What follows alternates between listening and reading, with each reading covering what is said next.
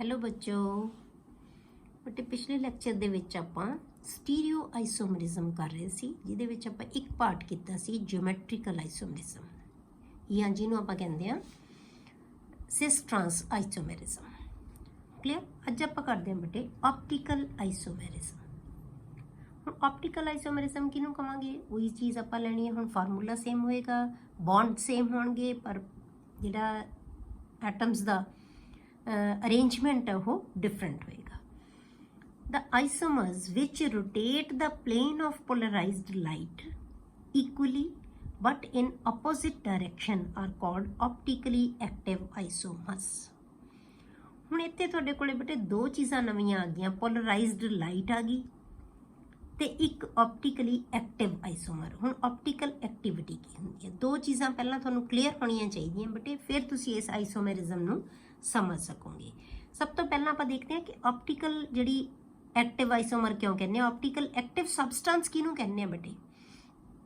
कुछ सबसटेंसिस बेटे इदां दी हुंदियां जिहड़ियां प्लेन पोलराइज्ड लाइट नू रोटेट कर सकदियां, उहनू घुमा सकदियां किसी भी डायरैक्शन दे विच, क्लॉकवाइज भी घुमा सकदियां, उहनू एंटी क्लॉकवाइज भी घुमा सकदियां, तो उहनू आपां कहने ऑप्टिकली एक्टिव सबसटेंस।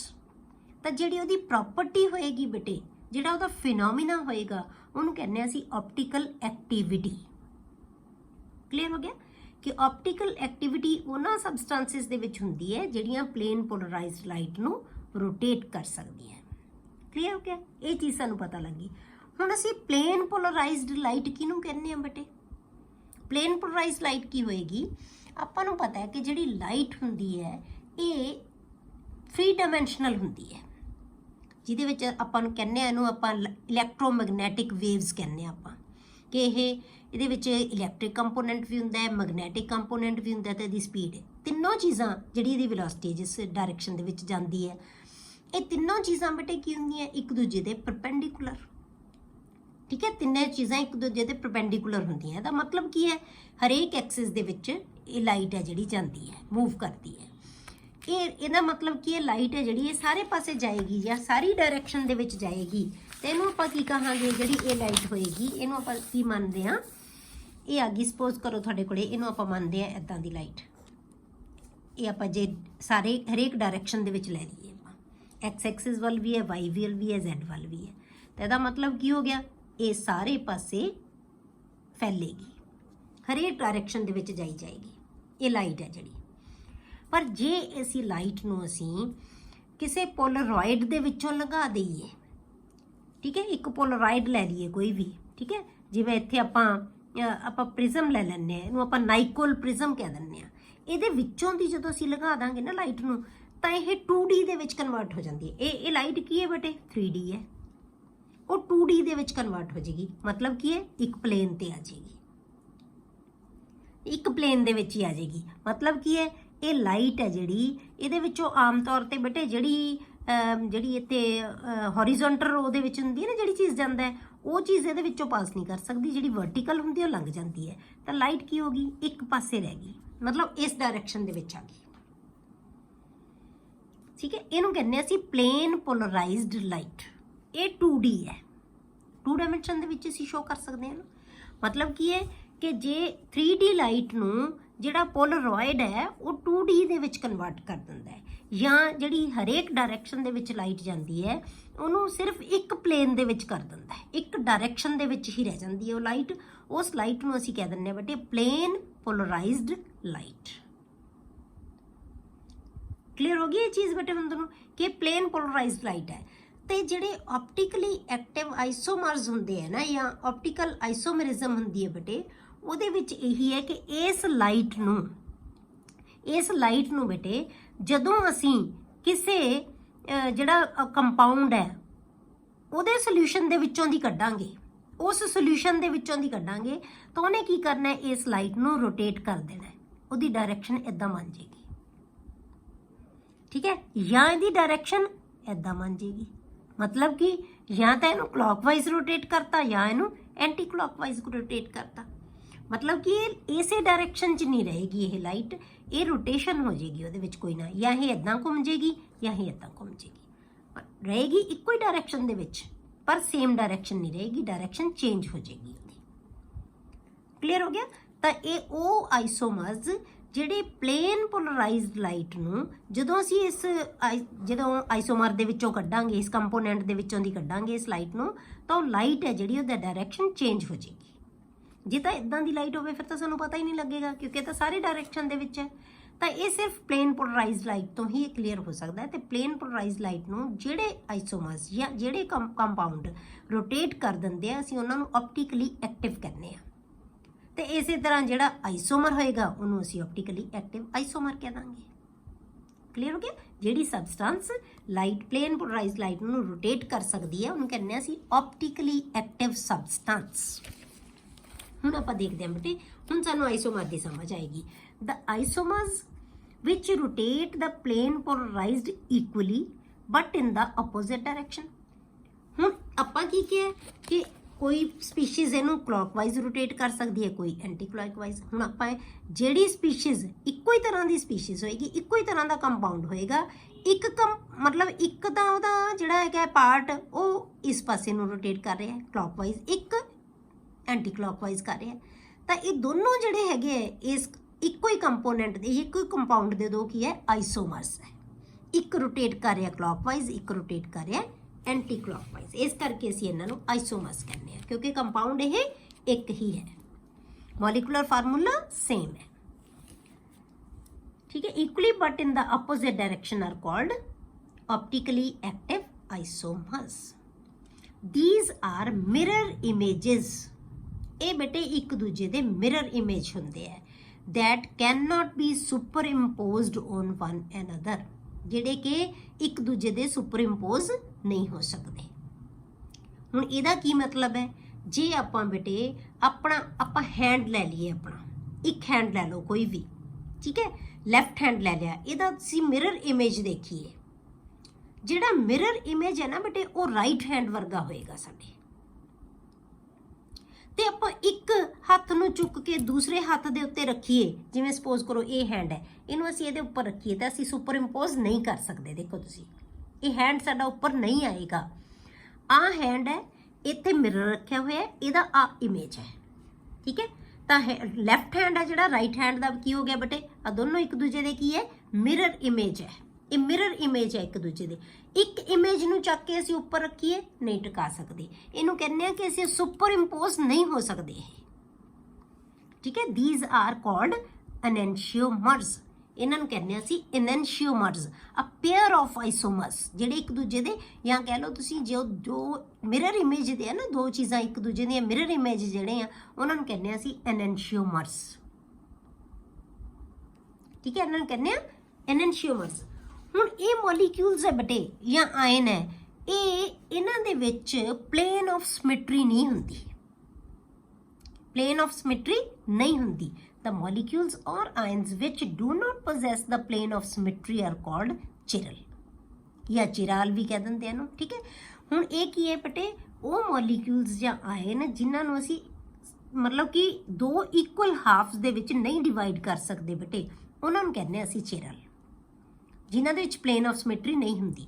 जिवें साडा हैंड है बेटे, इहनूं असीं दो इक्वल हाफ्स दे विच नहीं कट सकते, ठीक है। ਜਿਹੜੀ ਚੀਜ਼ ਦੇ ਵਿੱਚ ਸਿਮੈਟਰੀ ਹੈਗੀ ਹੈ ਉਹ ਇਕੁਅਲ ਹਾਫਸ ਦੇ ਵਿੱਚ ਡਿਵਾਈਡ ਹੋ ਸਕਦੀ ਹੈ ਤਾਂ ਉਹਨੂੰ ਅਸੀਂ ਕੀ ਕਵਾਂਗੇ, ਚਿਰਲ, ਠੀਕ ਹੈ। ਜਿਹੜੀ ਹੋ ਸਕਦੀ ਹੈ ਉਹਨੂੰ ਕਵਾਂਗੇ ਏ ਚਿਰਲ, ਤੇ ਜਿਹੜੀ ਨਹੀਂ ਹੋ ਸਕਦੀ ਉਹਨੂੰ ਕੀ ਕਹਿੰਦੇ ਆ, ਚਿਰਲ।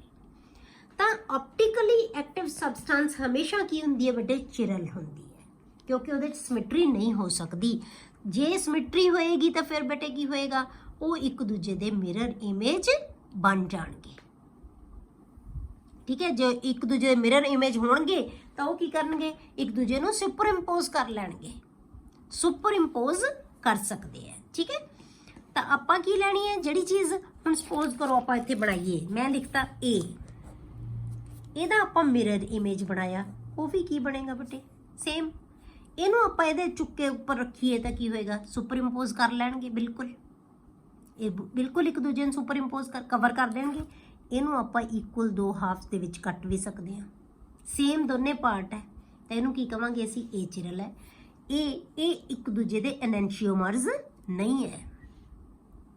ਉਹ ਆਈਸੋਮਰਸ ਜਿਹੜੇ ਸੁਪਰ ਇੰਪੋਜ਼ ਨਹੀਂ ਕਰਨਗੇ ਬੇਟੇ ਉਹ ਕੀ ਹੋਣਗੇ, ਉਹਨਾਂ ਨੂੰ ਕਹਿੰਦੇ ਆ ਅਸੀਂ ਐਨੈਂਸ਼ੀਓਮਰਸ। ਠੀਕ ਹੈ, ਹੁਣ ਸਪੋਜ਼ ਕਰੋ ਆਪਾਂ ਏ ਦੀ ਬਜਾਏ ਆਪਾਂ ਬੀ ਲੈ ਲਿਆ, ਹੁਣ ਆਪਾਂ ਇਹਦਾ ਇਮੇਜ ਬਣਾਇਆ ਤਾਂ ਇਹ ਕੀ ਆਏਗਾ, ਇਹਦਾ ਇਮੇਜ ਹੈ ਜਿਹੜਾ ਬੇਟੇ ਉਹ ਐਂ ਬਣੇਗਾ, ਆ ਬਣੇਗਾ ਇਹਦਾ ਇਮੇਜ।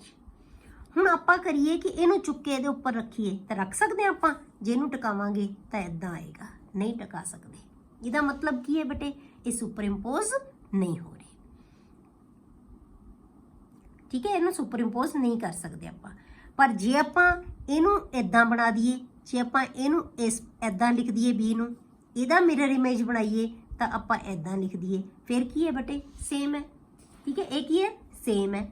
ਹੁਣ ਇਹਨੂੰ ਅਸੀਂ ਇਕੁਅਲ ਹਾਫ ਦੇ ਵਿੱਚ ਕੱਟ ਵੀ ਸਕਦੇ ਹਾਂ, ਤੇ ਇਹ ਕੀ ਹੋ ਗਿਆ, ਏਚਰਲ। ਸਮਝ ਆ ਗਈ ਤੁਹਾਨੂੰ?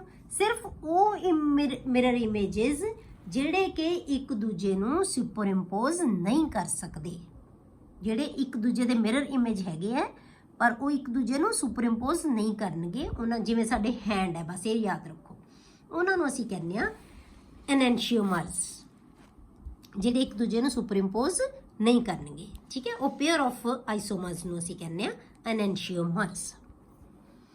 The isomer which rotate the plane polarized light to the right, ਜਿਹੜਾ right मतलब clockwise, ਜਿਹੜਾ right ਵਾਲਾ rotate ਕਰੇਗਾ, ਜਿਹੜਾ isomer of the plane polarized light to the right is called dextrorotatory। ਉਹਨੂੰ ਕੀ ਕਹਿੰਦੇ ਆਪਾਂ, dextrorotatory। ਇਹ ਯਾਦ ਹੀ ਰੱਖਣਾ ਬਸ, ਉਹਦਾ ਨਾਮ ਕੀ ਹੈ, ਡੈਕਸਟਰੋ, ਜਿਹੜਾ right ਵਾਲਾ rotate ਕਰੇਗਾ, ਜਾਂ ਅਸੀਂ deform ਕਹਿ ਦਿੰਦੇ ਹਾਂ ਉਹਨੂੰ। And one which rotate the plane polarized light to the left is called levorotatory।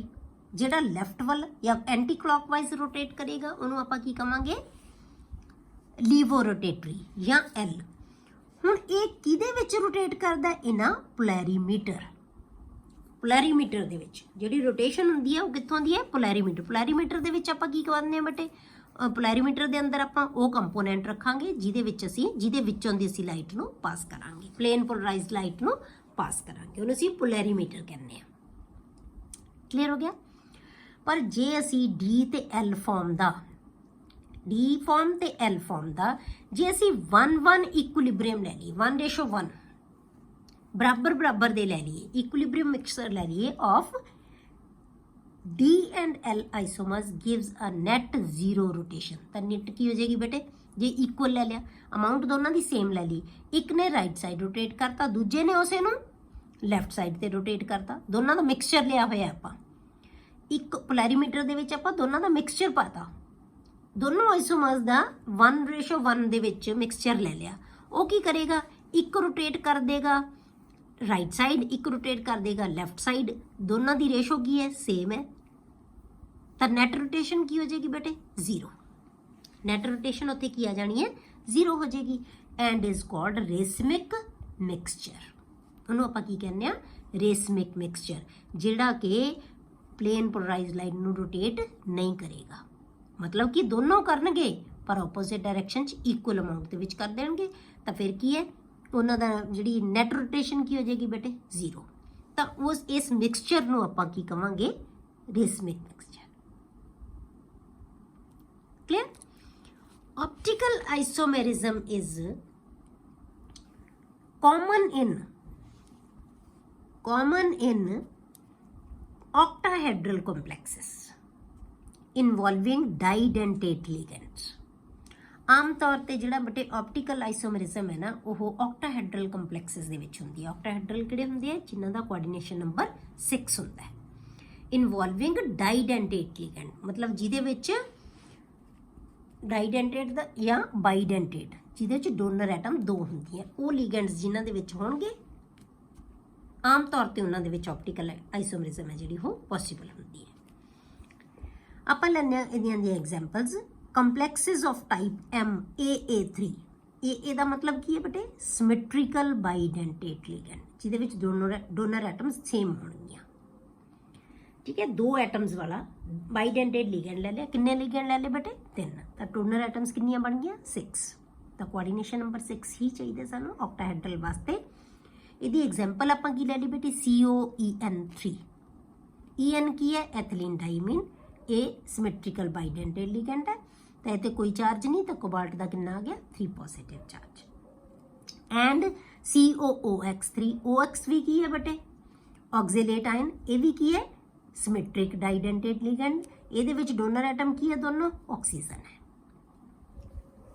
ਠੀਕ ਹੈ ਤਾਂ 3 ਨੈਗੇਟਿਵ ਚਾਰਜ ਹੋ ਗਏ ਇਹਦੇ ਤੇ 3 ਪੋਜ਼ਿਟਿਵ ਹੈ ਤੇ 3 ਨੈਗੇਟਿਵ ਨੈਟ ਆਏਗਾ ਹੁਣ ਆਪਾਂ ਇਹਨਾਂ ਦੇ ਬਣਾ ਕੇ ਦੇਖੀਏ ਸਪੋਜ਼ ਕਰੋ ਆਪਾਂ EN ਲੈ ਲਿਆ EN ਦਾ ਆਪਾਂ ਬਣਾਈਏ ਜਿੱਥੇ ਜਦੋਂ ਵੀ ਤੁਸੀਂ ਆਕਟਾਹੈਡਰਲ ਬਣਾਉਣਾ ਹੈ ਪਹਿਲਾਂ ਤੁਸੀਂ 4 ਪਲੇਨ ਦੇ ਉੱਤੇ ਇੱਕ ਅਬਵ ਦਾ ਪਲੇਨ ਇੱਕ ਬਿਲੋ ਦਾ ਪਲੇਨ ਇਹ 'ਚ ਆਪਾਂ ਜਿਵੇਂ ਮੈਂ ਤੁਹਾਨੂੰ ਜਿਓਮੈਟ੍ਰੀਕਲ ਆਈਸੋਮਰਿਜ਼ਮ ਦੇ ਵਿੱਚ ਦੱਸਿਆ ਸੀ ਇਹ ਤੁਸੀਂ ਬਣਾ ਹੀ ਦੇਣਾ ਹੈ ਠੀਕ ਹੈ ਇਹ ਆਪਾਂ ਬਣਾ ਲਿਆ ਹੁਣ ਆਪਾਂ ਕੀ ਕੀਤਾ ਕੋਈ ਵੀ ਦੋ ਹਰੇਕ ਪੋਜੀਸ਼ਨਾਂ ਇਸ ਉੱਪਰ ਵਾਲੇ ਦੇ ਜਿਹੜਾ ਤੁਹਾਡੇ ਕੋਲੇ ਆਹ ਪਿਰਾਮਿਡ ਬਣਾ ਰਿਹਾ ਜਿਹੜਾ ਬੌਂਡ ਉਹ ਕੀ ਆ ਉਹ ਸਾਰਿਆਂ ਦੇ ਐਡਜੈਸੈਂਟ ਹੈ ਬੇਟੇ ਇਹਨਾਂ ਚਾਰਾਂ ਦੇ ਇਹ ਐਡਜੈਸੈਂਟ ਹੈ ਤਾਂ ਤੁਸੀਂ ਕੀ ਕੀਤਾ ਇੱਕ ਉੱਪਰ ਵਾਲੇ ਨੂੰ ਇੱਕ ਇਹਨਾਂ ਚੋਂ ਜਿਹੜੇ ਮਰਜ਼ੀ ਤੋਂ ਸ਼ੁਰੂ ਕਰ ਲਓ ਜ਼ਰੂਰੀ ਨਹੀਂ ਇਦਾਂ ਬਣਾਉਣਾ ਇਹਨਾਂ ਦੋਨਾਂ ਨੂੰ ਜੋੜਤਾ ਫਿਰ ਤਾਂ ਦੋ ਦੋ ਨੂੰ ਜੋੜਦੇ ਜਾਓ ਕਿਉਂਕਿ ਦੋ ਦੋ ਨਾਲ ਵਾਲਿਆਂ ਨੂੰ ਹੀ ਹਮੇਸ਼ਾ ਇਹ ਐਡਜੈਸੈਂਟ ਪੋਜੀਸ਼ਨਸ ਦੇ ਉੱਤੇ ਹੀ ਬੇਟੇ ਕੰਬਾਈਨ ਹੋਣਗੇ ਇਹਦੀਆਂ ਦੋਨੋਂ ਐਟਮਸ ਨਾਲ ਵਾਲੇ ਐਟਮ ਨਹੀਂ ਦੇ ਸਕਦੇ ਨਾ ਨਾਲ ਵਾਲੇ ਬਿਲਕੁਲ ਬੌਂਡ ਬਣਾਉਣਗੇ ਤਾਂ ਇਹਨਾਂ ਨੇ 2 ਬੌਂਡ ਇਹਨੇ ਬਣਾਏ 2 ਇਹਨੇ ਬਣਾਏ 2 ਇਹਨੇ ਬਣਾਏ 3 ਹੀ ਹੈ ਸਾਡੇ ਕੋਲੇ ਠੀਕ ਹੈ ਇੱਕੋ ਨਾਲ ਦੇ ਬਾਈਡੈਂਟੇਡ ਲਿਗੈਂਡਸ ਇਹਦੇ ਉੱਤੇ ਆਪਾਂ ਮੈਂ ਤੁਹਾਨੂੰ ਕਿਹਾ ਸੀ ਕਿ ਲਾਈਨ ਮਾਰ ਕੇ 3 ਪੋਜ਼ਿਟਿਵ ਚਾਰਜ ਲਿਖ ਦੇਣਾ ਆਪਾਂ ਵਿਚਾਲੇ ਮਿਰਰ ਰੱਖਤਾ ਇਹਦਾ ਇਮੇਜ ਬਣਾਓ ਬੇਟੇ ਆਹ ਚੀਜ਼ਾਂ ਹੁਣ ਆਪਾਂ ਬਿਲਕੁਲ ਉਵੇਂ ਫੇਰ ਬਣਾ ਦਿਓ ਪਲੇਨ ਦੇ ਉੱਤੇ 4 ਇੱਕ ਅਬਵ ਦਾ ਪਲੇਨ ਇੱਕ ਬਿਲੋ ਦਾ ਪਲੇਨ ਹੁਣ ਆਪਾਂ ਇਹ 2 ਚ ਹੈ ਇੱਥੇ 2 ਚ ਇਹਨਾਂ ਚ ਦਿਖਾਵਾਂਗੇ ਇਦਾਂ ਹੀ ਬਣੇਗਾ ਨਾ ਇਹਦਾ ਮਿਰਰ ਇਮੇਜ ਇਹਦੀ ਇਮੇਜ ਇੱਥੇ ਆਏਗੀ ਇਹਦੀ ਇਮੇਜ ਇੱਥੇ ਆਏਗੀ ਇਹਦੀ ਇਮੇਜ ਇਸ ਤੋਂ ਉਲਟ ਜਾਏਗੀ ਮਤਲਬ ਇਵੇਂ ਦਿਖੇਗਾ ਸਾਨੂੰ ਇਹੀ ਚੀਜ਼ ਬਿਲਕੁਲ ਐਵੇਂ ਜਿਹੜੀ ਚੀਜ਼ ਇਧਰੋਂ ਦੂਰ ਹੈ ਉਹ ਉਧਰੋਂ ਦੂਰ ਦਿਖੇਗੀ ਇਹਦਾ ਇਮੇਜ ਇਹ ਜਿਹਾ ਬਣੇਗਾ ਜਿਹੜੀ ਚੀਜ਼ ਨੇੜੇ ਹੈ ਸ਼ੀਸ਼ੇ ਦੇ ਉਹ ਪਹਿਲਾਂ ਦਿਖੇਗੀ ਇਹ ਚੀਜ਼ ਦਿਖ ਰਹੀ ਹੈ ਨਾ ਬਿਲਕੁਲ ਮਿਰਰ ਦੇ ਵਿੱਚ ਐਦਾਂ ਨਜ਼ਰ ਆਏਗਾ ਇਹ ਇੱਕ ਦੂਜੇ ਦੇ ਮਿਰਰ ਇਮੇਜ ਬਣ ਗਏ ਠੀਕ ਹੈ ਇੱਕ ਦੂਜੇ ਦੇ ਮਿਰਰ ਇਮੇਜ ਹੈ ਪਰ ਇੱਕ ਇਮੇਜ ਨੂੰ ਅਸੀਂ ਚੁੱਕ ਕੇ ਇਹਦੇ ਉੱਤੇ ਰੱਖੀਏ ਤਾਂ ਫਿਰ ਕੀ ਹੈ ਇਹ ਸੁਪਰਇੰਪੋਜ਼ ਹੋਣਗੇ ਨਹੀਂ ਹੋਣਗੇ ਕਿਉਂ ਕਿਉਂਕਿ ਜਦੋਂ ਅਸੀਂ ਇਹਨੂੰ ਇੱਥੇ ਚੁੱਕ ਕੇ ਰੱਖਣਾ ਹੈ ਤਾਂ ਕੀ ਹੋਏਗਾ ਜਾਂ ਇਹਨੂੰ ਚੁੱਕ ਕੇ ਇਹਦੇ ਤੇ ਰੱਖਣਾ ਹੈ ਤਾਂ ਕੀ ਹੋਏਗਾ ਇੱਧਰਲੇ ਪਾਸੇ 2 ਆਉਣਗੇ ਇੱਧਰਲੇ ਪਾਸੇ 1 ਆਏਗਾ ਇਹ ਸੁਪਰਇੰਪੋਜ਼ ਨਹੀਂ ਕਰਨਗੇ ਇੱਕ ਦੂਜੇ ਨੂੰ ਕਵਰ ਨਹੀਂ ਕਰਨਗੇ ਸੁਪਰਇੰਪੋਜ਼ ਦਾ ਮਤਲਬ ਇੱਕ ਦੂਜੇ ਨੂੰ ਢੱਕਣਗੇ ਨਹੀਂ ਬਿਲਕੁਲ ਫਰਕ ਰਹੇਗਾ ਠੀਕ ਹੈ ਤਾਂ ਇਸ ਕਰਕੇ ਆਪਾਂ ਇਹਨਾਂ ਨੂੰ ਕੀ ਕਹਿੰਦੇ ਬੇਟੇ ਐਨੈਂਸ਼ੀਓਮਰਸ ਜਾਂ ਆਪਟੀਕਲੀ ਐਕਟਿਵ ਆਈਸੋਮਰਸ ਤਾਂ ਇਹ ਕੀ ਹੈ ਡੈਕਸਟਰੋ ਫਾਰਮ ਆ ਗਈ ਇਹ ਲੀਵੋ ਫਾਰਮ ਆ ਗਈ ਇਹਨੂੰ ਆਪਾਂ ਕਹਿੰਦਾ ਡੈਕਸਟਰੋ ਇਹ ਕੀ ਹੈ ਲੀਵੋ ਹੈ ਕਲੀਅਰ दूसरी आप एग्जाम्पल लेने बेटे कॉम्प्लेक्सेस ऑफ टाइप MAA2X2 ਹੁਣ AA2 ਆਪਾਂ ਪਹਿਲਾਂ ਤਾਂ ਤਿੰਨੇ ਹੀ ਲੈ ਲਏ ਸੀ ਸੇਮ ਮਤਲਬ ਬਾਈਡੈਂਟੇਡ ਲਿਗੈਂਡ ਤਿੰਨੋਂ ਹੀ ਉਹ ਲੈ ਲਏ ਸੀ ਹੁਣ ਆਪਾਂ 2 ਤਾਂ ਹੀ ਲੈ ਲਏ ਇਹਨਾਂ ਚੋਂ ਹੀ 2 ਅਸੀਂ ਡਿਫਰੈਂਟ ਲੈ ਲਏ ਜਿਵੇਂ ਆਪਾਂ ਐਗਜ਼ਾਮਪਲ ਲੈ ਲਈ COCl2EN ਟਵਾਈਸ ਉੱਪਰ ਇੱਕ ਨੈਗੇਟਿਵ ਪੋਜ਼ਿਟਿਵ ਸੌਰੀ ਕਿਉਂਕਿ 2 ਨੈਗੇਟਿਵ ਹੈ ਅੰਦਰ ਇਹਦੇ ਉੱਤੇ 3 ਪੋਜ਼ਿਟਿਵ ਹੈ ਇੱਕ ਪੋਜ਼ਿਟਿਵ ਨੈਟ ਬਚ ਜਾਏਗਾ ਠੀਕ ਹੈ ਹੁਣ ਇਸ ਤਰ੍ਹਾਂ ਦੇ ਕੰਪਲੈਕਸਸ ਦੇ ਵਿੱਚ ਬੇਟੇ ਕਿਉਂਕਿ ਸਾਨੂੰ ਪਤਾ ਹੈ ਕਿ ਇਹ ਕੰਪਲੈਕਸ ਜੇ ਤੁਹਾਨੂੰ ਯਾਦ ਹੋਵੇ ਆਪਾਂ ਕੱਲ ਜਦੋਂ ਕੀਤੇ ਸੀ ਕਿ ਇਹ ਤਰ੍ਹਾਂ ਦੇ ਕੰਪਲੈਕਸ ਹੈ ਜਿਹੜੇ ਸਿਸ ਟ੍ਰਾਂਸ ਆਈਸੋਮਰਿਜ਼ਮ ਸ਼ੋ ਕਰਦੇ ਆ ਠੀਕ ਹੈ ਦੋਨੇ ਆਪਾਂ ਨੂੰ ਪਤਾ ਹੈ ਕਿ ਅਸੀਂ ਤਾਂ ਆਈਸੋਮਰਿਜ਼ਮ ਕਰ ਰਹੇ ਹਾਂ ਨਾ ਤੇ ਆਈਸੋਮਰਿਜ਼ਮ ਦੇ ਵਿੱਚ ਤਾਂ ਕੋਈ ਮਰਜ਼ੀ ਟਾਈਪ ਹੋ ਸਕਦੀ ਹੈ ਕਿ ਇਹ ਕੰਪਾਊਂਡ ਹੈ ਜਿਹੜਾ ਸਿਸ ਟ੍ਰਾਂਸ ਆਈਸੋਮਰਿਜ਼ਮ ਵੀ ਸ਼ੋ ਕਰੇਗਾ ਪਰ ਹੁਣ ਅਸੀਂ ਨਾਲ ਦੇਖਣਾ ਹੈ ਕਿ ਇਹ ਆਪਟੀਕਲ ਆਈਸੋਮਰਿਜ਼ਮ ਵੀ ਸ਼ੋ ਕਰੇਗਾ ਪਰ ਅਸੀਂ 2 ਬਣਾਵਾਂਗੇ ਪਹਿਲਾਂ ਸਿਸ ਤੇ ਟ੍ਰਾਂਸ ਫਿਰ ਅਸੀਂ ਦੇਖਾਂਗੇ ਕਿ ਕੀ ਇਹ ਦੋਨੋਂ ਜਿਹੜੇ ਆਪਟੀਕਲ ਆਈਸੋਮਰਿਜ਼ਮ ਸ਼ੋ ਕਰ ਸਕਦੇ ਆ ਕਿ ਕੋਈ ਇੱਕ ਕਰੇਗਾ ਜਾਂ ਕੋਈ ਵੀ ਨਹੀਂ ਕਰੇਗਾ ਇਹ ਦੇਖਦੇ ਆਪਾਂ ਠੀਕ ਹੈ this type of complexes also show cis trans isomerism it is interesting that trans isomer does not show optical isomerism ਜਿਹੜਾ trans isomer ਹੈ ਨਾ ਉਹ optical isomerism show ਨਹੀਂ ਕਰਦਾ because the molecule has plane of symmetry ਕਿਉਂਕਿ molecule ਦੇ ਵਿੱਚ plane of symmetry ਬਣ ਜਾਂਦਾ ਹੈ ਹੁਣ ਆਪਾਂ ਦੇਖਦੇ ਹਾਂ ਕਿ plane of symmetry ਕਿਵੇਂ ਆਏਗਾ ਠੀਕ ਹੈ ਜਦੋਂ ਆਪਾਂ ਇਹਦੀ ਸਟਰਕਚਰ ਬਣਾਉਨੇ ਆ ਬੇਟੇ ਫਿਰ ਸਾਨੂੰ ਇਹ ਕਲੀਅਰ ਹੋਏਗਾ ਕਿ ਪਲੇਨ ਆਫ ਸਿਮੈਟਰੀ ਇਹਦੇ ਵਿੱਚ ਕਿਵੇਂ ਹੁੰਦੀ ਹੈ ਜੇ ਹੁਣ ਆਪਾਂ ਇੱਥੇ ਬਣਾਈਏ ਦੋਨੋਂ ਬਣਾਉਨੇ ਆਪਾਂ ਸਿਸ ਵੀ ਬਣਾਵਾਂਗੇ ਟ੍ਰਾਂਸ ਵੀ ਬਣਾਵਾਂਗੇ ਠੀਕ ਹੈ ਆਪਾਂ ਪਹਿਲਾਂ ਬਣਾਉਨੇ ਆ ਇਹਦਾ ਟਰਾਂਸ ਆਈਸੋਮਰ। ਟਰਾਂਸ ਕਿਹਨੂੰ ਕਿਹਾ ਸੀ ਆਪਾਂ? ਇਹ ਆਪਾਂ ਬਿਲਕੁਲ ਐਗਜ਼ਾਮਪਲ ਕੀਤੀ ਹੋਈ ਹੈ ਸਿਸ ਟਰਾਂਸ ਦੇ ਵਿੱਚ, ਤੁਹਾਨੂੰ ਯਾਦ ਹੋਏਗਾ। ਇਹ ਆਪਾਂ ਇਹੀ ਐਗਜ਼ਾਮਪਲ ਕੀਤੀ ਸੀ ਕਿ ਇੱਥੇ ਆਪਾਂ ਬਣਾਤਾ, ਜਦੋਂ ਮੈਂ ਤੁਹਾਨੂੰ ਪੂਰਾ ਬਣਾ ਕੇ ਦਿਖਾਇਆ CH2 NH2 ਲਗਾ ਕੇ ਕਿ ਇੱਕ N ਇਹਦੇ ਨਾਲ ਬੌਂਡ ਬਣਾ ਲਿਆ, ਇੱਕ N ਦੇ ਇਹਦੇ ਨਾਲ, ਇਵੇਂ ਇੱਧਰ, ਠੀਕ ਹੈ। ਤਾਂ ਇਹਦਾ ਇਹਨੂੰ ਆਪਾਂ ਆਪੋਜ਼ਿਟ ਪੋਜੀਸ਼ਨਸ ਦੇ ਉੱਤੇ ਲਾਤਾ Cl ਨੂੰ, ਤਾਂ ਇਹ ਬਣ ਗਿਆ ਟਰਾਂਸ ਆਈਸੋਮਰ।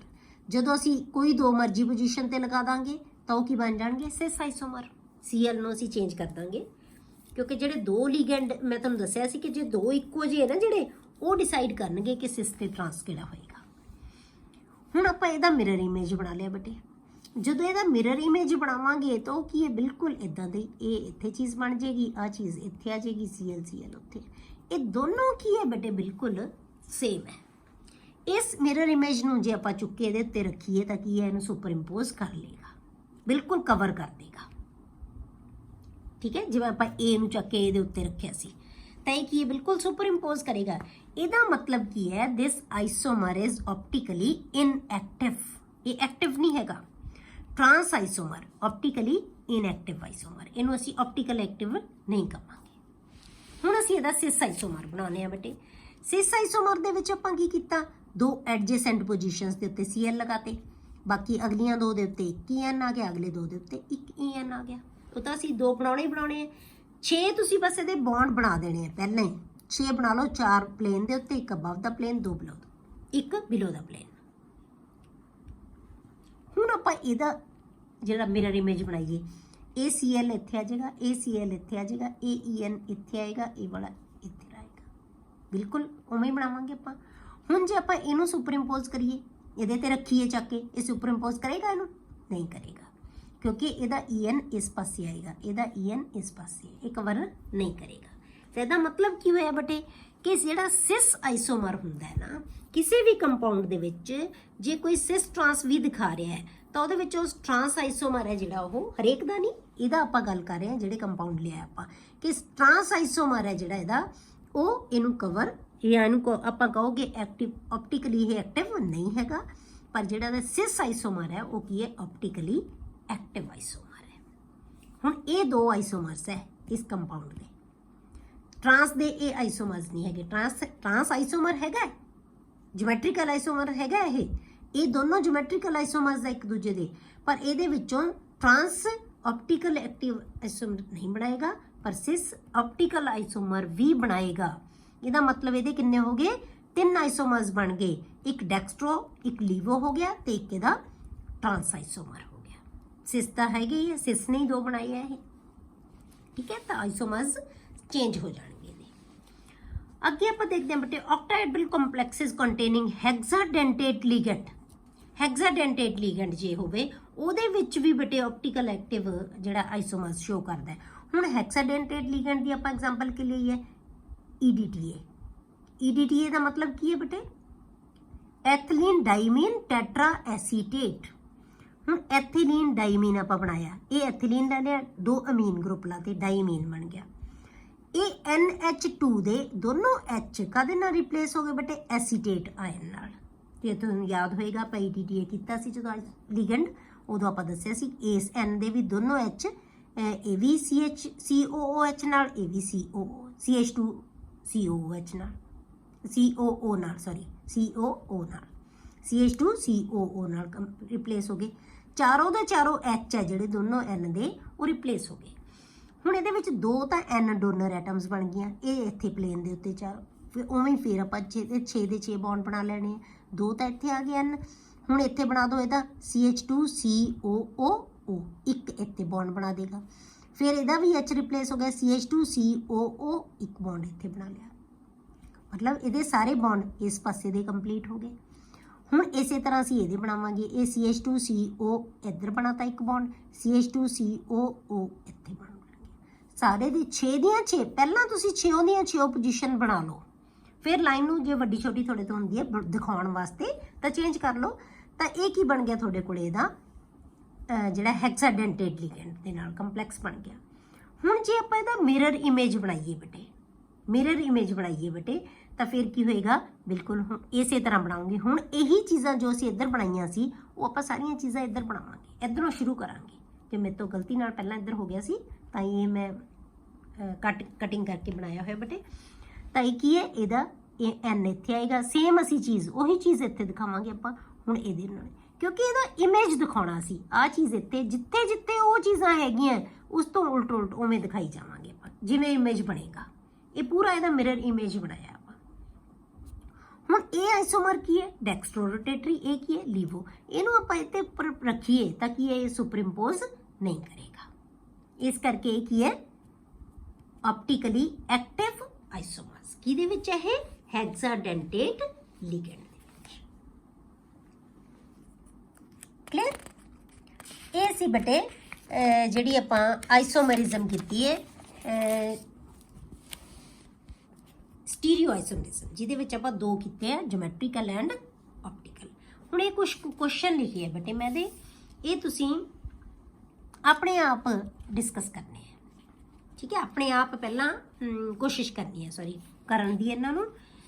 जे नहीं होणगे फिर तुसीं मैनूं दसना, फिर मैं तुहानूं ये क्वेश्चनस करवा दूँगी। Clear?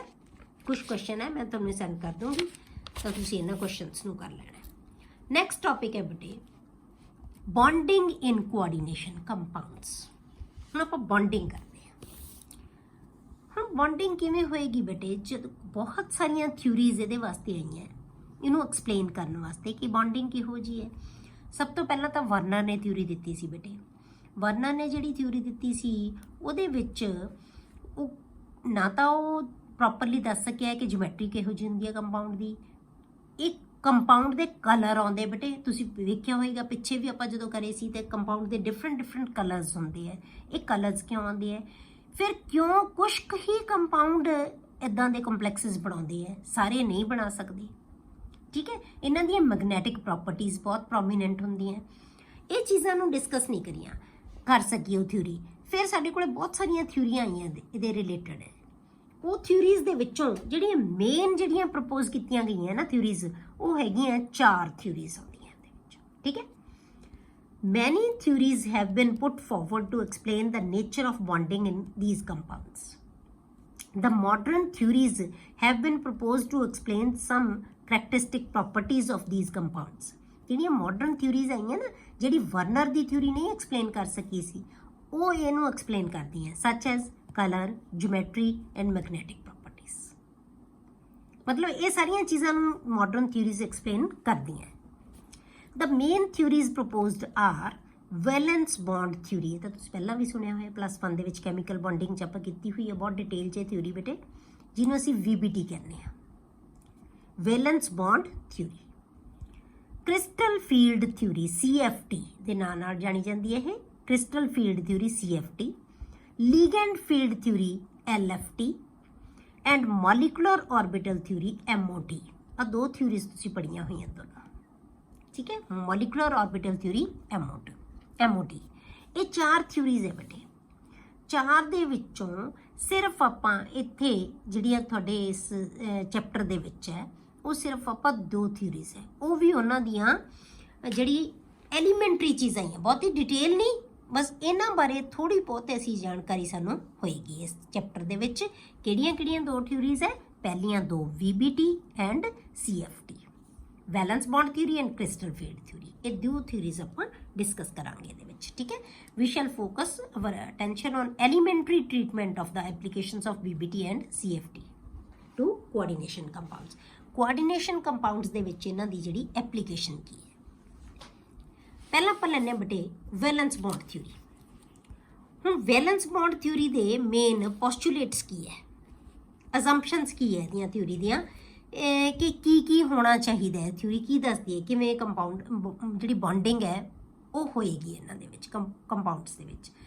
The central metal ion in the complex makes available a number of empty orbitals. जिहड़ा मैटल है ना, सेंट्रल मैटल एटम, ਉਹਦੇ ਵਿੱਚ ਜਿਹੜੀ आयन है या मैटल है वो खाली ऑर्बिटल अवेलेबल होणगे, ਉਹਦੇ ਕੋਲੇ ਉਹ करेगा available equal to coordination number for the formation of coordination bond. हुण जिन्ना उस कंपलैक्स दे विच कोआर्डिनेशन नंबर होएगा, जे 4 है तो 4 ऑर्बिटल खाली करेगा ये, जे 5 है तो 5 ऑर्बिटल, जे 6 है तो 6 ऑर्बिटल, जे 2 है तो 2 ऑर्बिटल। जिन्ना भी कोआर्डिनेशन नंबर है ਉਹਦਾ ਕੰਪਲੈਕਸ ਦੇ ਵਿੱਚ, ਜਾਂ ਕਹਿ ਲਓ ਜਿੰਨੀ ਉਹਦੀ ਸੈਕੰਡਰੀ ਵੈਲੈਂਸੀ ਹੈ ਉਹਨੇ ਉਹ ऑर्बिटल ਜਿਹੜੇ ਹੈਗੇ ਐਮਪਟੀ ऑर्बिटल ਉਹਦੇ ਕੋਲੇ ਅਵੇਲੇਬਲ ਹੋਣਗੇ, ਕਰੇਗਾ ਉਹ ਅਵੇਲੇਬਲ। ਠੀਕ ਹੈ, for the formation of coordination bonds with suitable ligands. पहली चीज़ मतलब मेटल एटम ऑर्बिटल खाली अवेलेबल करेगा। दूसरी चीज़ की है, the atomic orbitals SPD of metal hybridize to give a set of equal orbitals of definite geometry। ਹੁਣ ਕੀ ਕਰਨਗੇ, ਇਹ ऑर्बिटल ਜਿਹੜੇ ਖਾਲੀ ਹੋ ਗਏ, ਇਹ ऑर्बिटल्स ਦੇ ਵਿੱਚ ਬੇਟੇ ਹਾਈਬ੍ਰਿਡਾਈਜੇਸ਼ਨ ਹੋਏਗੀ। ਕਿਉਂ? ਕਿਉਂਕਿ ਸਾਰੇ ऑर्बिटल ਕੀ ਹੋਣੇ ਚਾਹੀਦੇ ਆ, ਜਿਨ੍ਹਾਂ ਨੇ ਕੋਆਰਡੀਨੇਟ ਬੌਂਡ ਬਣਾਉਣਾ ਹੈ ਉਹ ਸਾਰੇ ऑर्बिटल्स ਹੈ ਜਿਹੜੇ ਉਹ ਇਕੁਵਲੈਂਟ एनर्जी ਦੇ, ਇਕੁਵਲੈਂਟ ਸ਼ੇਪ ਦੇ, ਸਾਰੇ ਮਤਲਬ ਇੱਕੋ ਜਿਹੇ ਹੋਣੇ ਚਾਹੀਦੇ ਆ ਉਹ। ਤਾਂ ਉਹ ਇੱਕੋ ਜਿਹੇ ਕਿਵੇਂ ਬਣ ਸਕਦੇ ਆ? After hybridisation.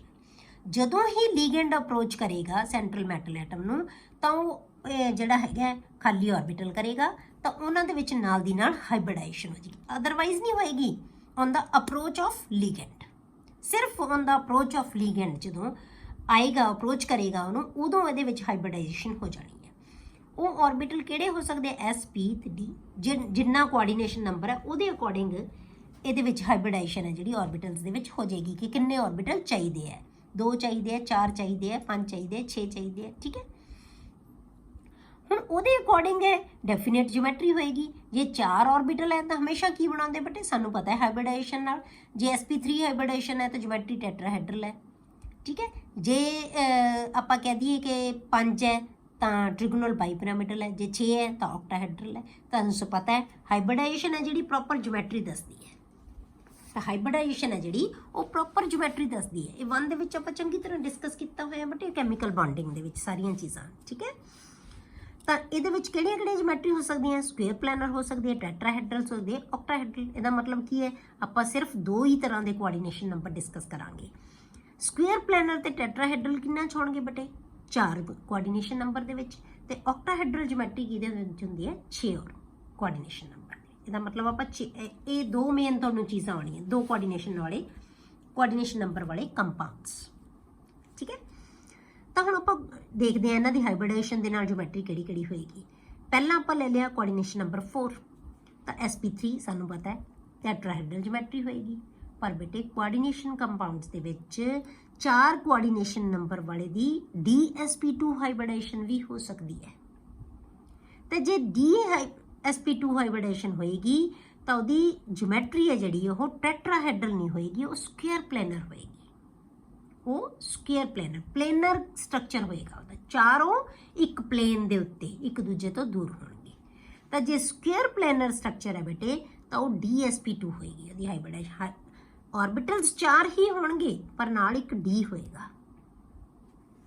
ਠੀਕ ਹੈ, ਇੱਕ D ਦਾ, ਇੱਕ S ਦਾ ਤੇ 2 P ਦੇ। ਇਹਦੇ ਵਿੱਚ ਇੱਕ S ਤੇ 3 P ਦੇ ਹੋਣਗੇ। ऑर्बिटल 4 ਹੀ, ਪਰ ਇਹਦੇ ਵਿੱਚ ਜਿਹੜੀ DSP2 ਹੋਏਗੀ ਤਾਂ ਉਦੋਂ ਜਿਹੜੀ ਇਹਦੀ ਸ਼ੇਪ ਹੋਏਗੀ ਨਾ, ਜਿਓਮੈਟਰੀ ਹੋਏਗੀ, ਉਹ ਸਕੁਏਅਰ ਪਲੇਨਰ ਹੋਏਗੀ। 5 ਨਾਲ SP3D ਟ੍ਰਿਗੋਨਲ ਬਾਈਪਿਰਾਮਿਡਲ, 6 ਨਾਲ SP3D2 ਔਕਟਾਹੈਡਰਲ, ਜਾਂ ਕੀ ਹੋ ਸਕਦੀ ਹੈ? D2SP3। SP3D2 ਵੀ ਹੋ ਸਕਦੀ ਹੈ ਬਟ ਇਹ D2SP3 ਵੀ ਹੋ ਸਕਦੀ ਹੈ। ਟੋਟਲ ऑर्बिटल 6 ਹੀ ਚਾਹੀਦੇ ਹੈ।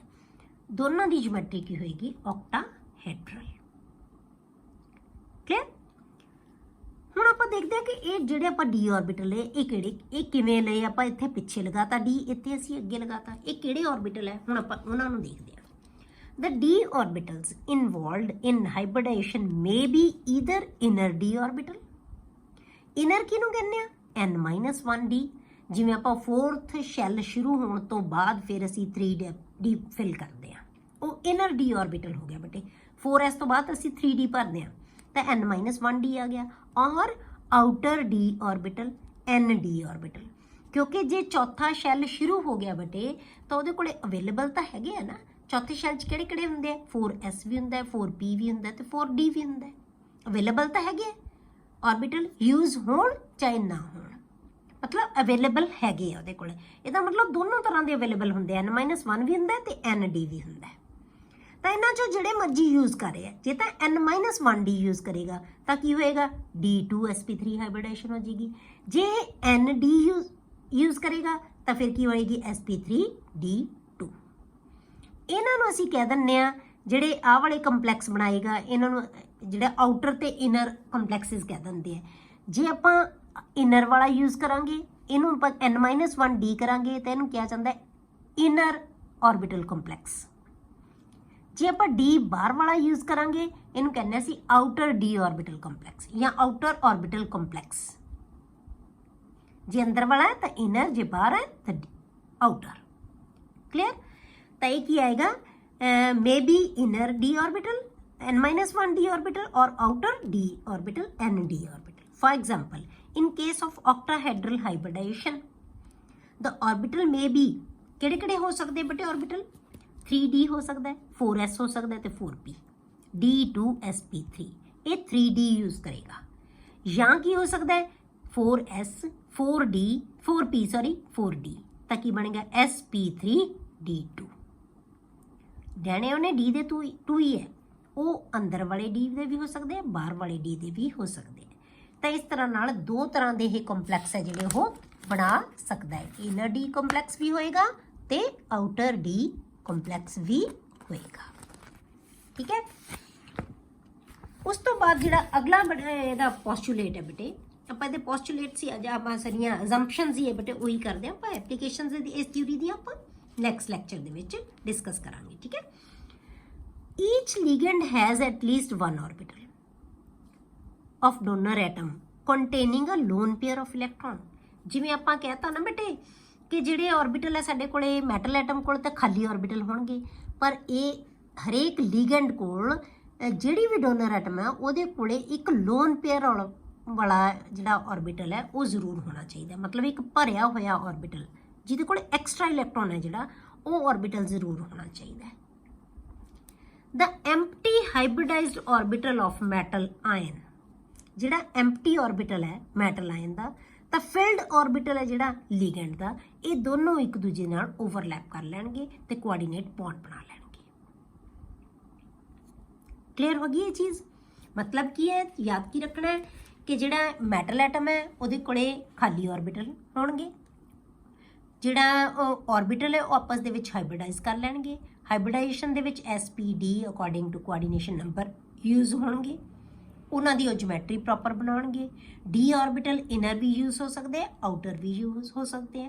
ਜੇ ਇਨਰ ਹੈ ਤਾਂ ਹਾਈਬ੍ਰਿਡਾਈਜੇਸ਼ਨ ਹੋਰ ਹੋਏਗੀ, ਜੇ ਆਊਟਰ ਹੈ ਤਾਂ ਹਾਈਬ੍ਰਿਡਾਈਜੇਸ਼ਨ ਹੋਰ ਹੋਏਗੀ। ਤਾਂ ਜਿੰਨੇ ਆਰਬਿਟਲ ਉਹਦੇ ਕੋਲੇ ਵੇਕੈਂਟ ਕੀਤੇ ਆ, ਜਿੰਨਾ ਕੋਆਰਡੀਨੇਸ਼ਨ ਨੰਬਰ ਹੈ ਉਹਨੇ ਲਿਗੈਂਡਸ ਦੇ ਕੋਲ ਲੋਨ ਪੇਅਰ ਆਫ ਇਲੈਕਟ੍ਰੋਨ ਵੀ ਹੋਣੇ ਚਾਹੀਦੇ ਆ। ਤਾਂ ਜਿਹੜਾ ਮੈਟਲ ਦਾ ਐਮਪਟੀ ਆਰਬਿਟਲ ਤੇ ਲਿਗੈਂਡ ਦਾ ਫਿਲਡ ਆਰਬਿਟਲ ਆਪਸ ਦੇ ਵਿੱਚ ਓਵਰਲੈਪ ਕਰ ਲੈਣਗੇ ਤੇ ਕੋਆਰਡੀਨੇਟ ਬੌਂਡ ਬਣਾ ਦੇਣਗੇ। ਲਿਗੈਂਡ ਆਪਣਾ ਲੋਨ ਪੇਅਰ ਲੈ ਕੇ ਜਾਏਗਾ ਤਾਂ ਆਰਬਿਟਲ ਜਿਹੜਾ ਮੈਟਲ ਐਟਮ ਦਾ ਉਹ ਖਾਲੀ ਆਰਬਿਟਲ ਹੈ, ਦੋਨਾਂ ਦੇ ਵਿੱਚ ਕੀ ਹੈ ਸ਼ੇਅਰਿੰਗ ਹੋ ਜਾਏਗੀ ਤਾਂ ਕੀ ਬਣ ਜਾਏਗਾ ਕੋਆਰਡੀਨੇਟ ਬੌਂਡ। ਠੀਕ ਹੈ। ਹੁਣ ਆਪਾਂ ਇਹਦੀਆਂ ਐਪਲੀਕੇਸ਼ਨਸ ਬੇਟੇ ਕੱਲ ਨੂੰ ਡਿਸਕਸ ਕਰਾਂਗੇ। ਇਹਦੇ ਵਿੱਚ ਨਾ ਇਹ ਥਿਊਰੀ ਦੀ ਇੱਕ ਕੰਡੀਸ਼ਨ ਹੈ, ਇਹ ਦੱਸੇਗੀ ਤਾਂ ਸਾਰਾ ਕੁਝ, ਮੈਗਨੈਟਿਕ ਨੇਚਰ ਵੀ, ਉਹਦੀ ਜਿਓਮੈਟਰੀ ਵੀ, ਸਭ ਕੁਝ ਦੱਸੇਗੀ, ਪਰ ਇਹਦੇ ਨਾ ਇੱਕ ਜਿਹੜੀ ਕੰਡੀਸ਼ਨਲ ਹੈ ਇਹ ਥਿਊਰੀ, ਇਹਦੇ ਵਿੱਚ ਸਿਰਫ ਜੇ ਮੈਗਨੈਟਿਕ ਬਿਹੇਵੀਅਰ ਸਾਨੂੰ ਪਤਾ ਹੋਏਗਾ ਨਾ ਤਾਂ ਹੀ ਅਸੀਂ VBT ਦੇ ਅਕੋਰਡਿੰਗ ਹੈ ਕਿਸੇ ਵੀ ਕੰਪਲੈਕਸ ਦੀ ਜਿਓਮੈਟਰੀ ਨੂੰ ਪ੍ਰੋਪਰਲੀ ਐਕਸਪਲੇਨ ਕਰ ਸਕਾਂਗੇ ਕਿ ਉਹਦੇ ਵਿੱਚ ਬੌਂਡਿੰਗ ਕਿਹੋ ਜਿਹੀ ਹੋਏਗੀ, ਕਿਵੇਂ ਹੋਏਗੀ।